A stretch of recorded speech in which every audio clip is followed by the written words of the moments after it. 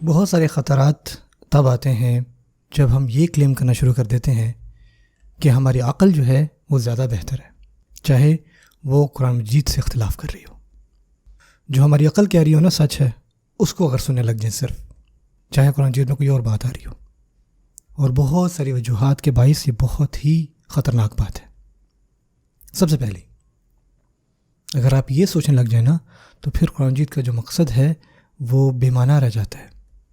اگر آپ اپنی کامن سینس، اپنی حکمت کو فالو کرنا شروع کر دینا، یا آپ کا کلچر کیا کہتا ہے یا آپ کی عقل کیا کہتی ہے، تو آپ مجھے بتائیں وہی نازل کرنے کا کیا مقصد ہوا پھر۔ اب میں آپ کو ایک اور بات بتانا چاہتا ہوں۔ آپ بتائیں کہ رسول اللہ صلی اللہ علیہ وسلم 40 سال تک، ان پر 40 سال تک کوئی وحی نہیں آئی، 40 سال تک ابھی ان کا کوئی رابطہ نہیں ہوا اللہ تعالیٰ سے۔ اب ان 40 سالوں میں کیا ان کو وحی کی کوئی ڈیٹیلز بھی پتہ تھیں؟ مثال کے طور پہ یا کون سی چیزیں حلال ہیں یا حرام ہیں؟ ان کو ایک براڈر ٹرم پہ پتہ تھا کہ کچھ چیزیں حلال ہیں، حرام ہیں، ٹھیک ہے، بتوں کی پوجا نہیں کرنی چاہیے، فحاشی نہیں ہونی چاہیے، لیکن جو ڈیٹیلڈ احکامات ہیں کیا وہ پتہ تھی آپ صلی اللہ علیہ وسلم کو؟ نہیں۔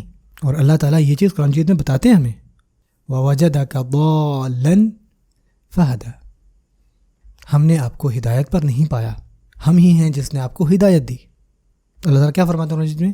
مَا كُنْتَ تَدْرِي مَا الْكِتَابُ وَلَا الْإِيمَانُ وَلَكِنْ جَعَلْنَاهُ نُورًا نَهْدِي بِهِ مَن نَّشَاءُ، آپ کو نہیں پتا تھا کہ کیا ہے کتاب اور کیا ہے ایمان، لیکن ہم نے اس کو نور بنایا۔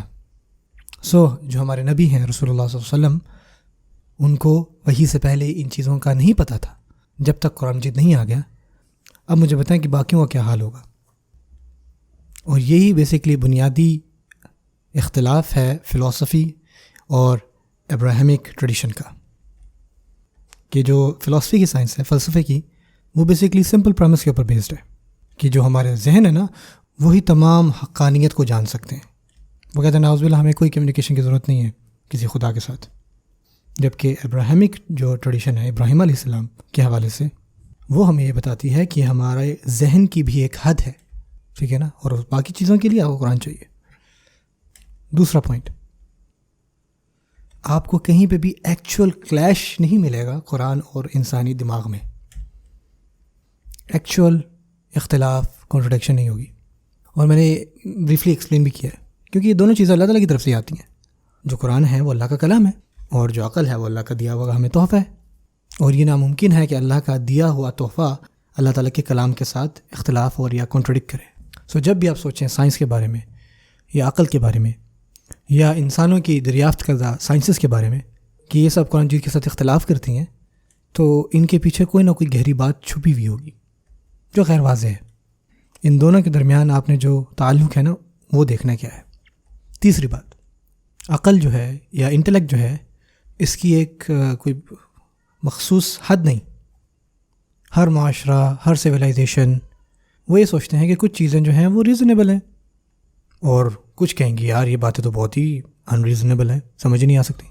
آپ ذرا 200 سال پہلے پیچھے چلے جائیں، 300 سال پیچھے جائیں، اور ذرا ویسٹرن تھاٹ کو اٹھا کر دیکھیں۔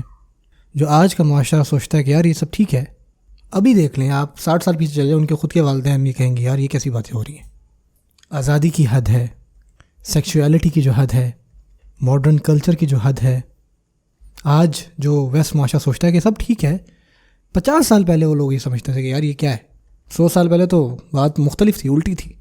500 سال پہلے اور پیچھے چل جائے، وہ یہ کہ جو آج لوگوں کو لگ رہا ہے نا ٹھیک ہے یا ریزنیبل ہے، وہ پہلے نہیں لگتا تھا، اور یہ چیز ایوالو ہوتی جا رہی ہے۔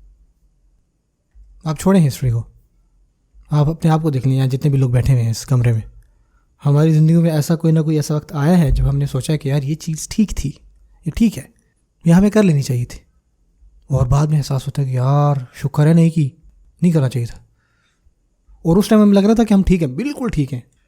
اس سے ہمیں کیا پتہ لگتا ہے کہ جو ہمارا علم ہے نا، ہماری جو ریزنیبلٹی ہے وہ ریلیٹیو ہے، وہ بدلتی رہتی ہے۔ کوئی چیز ایک کلچر میں صحیح ہوتی ہے تو دوسرے میں غلط ہوتی ہے، لیکن قرآن دائمی ہے، وہ ہمیشہ سے ہے، وہ کلام اللہ ہے جو نہیں بدلتا، اور وہی حق ہے۔ اب مجھے بتائیں کہ آپ اس چیز کو فالو کریں گے جو ہر 10 سال بعد بدل رہی ہے، یا اس چیز کو جو ہمیشہ سے ایک جیسی ہے؟ جو چیزیں بدلتی ہیں آج صحیح کل غلط، تو اس سے ہمیں یہ پتہ لگتا ہے کہ کوئی سٹینڈرڈ نہیں ہے کہ ہاں آج جو چیزیں صحیح ہوگی وہ صحیح ہی رہیں گی. آپ کو کوئی جج نہیں ملے گا جو بتائے گا یار اچھا آج جو باتیں صحیح ہیں کل بھی صحیح رہیں گی. ہو سکتا ہے کل کہیں یار یہ تو باتیں غلط تھیں، کیسے مان لی ہم نے. اور اگین وہی بات ہے، ذرا آج کی ماڈرن سوسائٹی اٹھا کے دیکھیں آپ. واللہ جو آج کی جنریشن کے والدین ہیں وہ خود کبھی بھی اپروو نہ کریں گے جو آج ویسٹرن ورلڈ کا جو لائف سٹائل ہے. وہ کبھی سوچ ہی نہیں سکتے تھے کہ ان کے بچے جو ہے جو حرکتیں ہو رہی ہیں آج وہ کبھی ہوں گی. لیکن آج یہ سب چیزیں ٹھیک لگتی ہیں ان کو. ہماری بات نہیں کر رہا میں. آج جو ان لائف سٹائلس کو اپوز کرتا ہے اس کو بیکورڈ کہتے ہیں لوگ، فنڈامنٹلسٹ کہتے ہیں. آپ مجھے بتائیں بایولوجیکلی انسان کیا بدل گئے ہیں؟ نہیں، ہم وہی انسان ہیں، وہی سانس جو ہے لیتے ہیں، وہی ویسے ہی کھانا کھاتے ہیں، وہی پانی پیتے ہیں، وہی بایولوجیکل اسپیشیز ہیں ہم. لیکن جو ہماری ویلیوز ہیں، ہمارے اقدار ہیں، وہ بدل گئے ہیں. ہماری عقلیں موڈیفائی ہو رہی ہیں.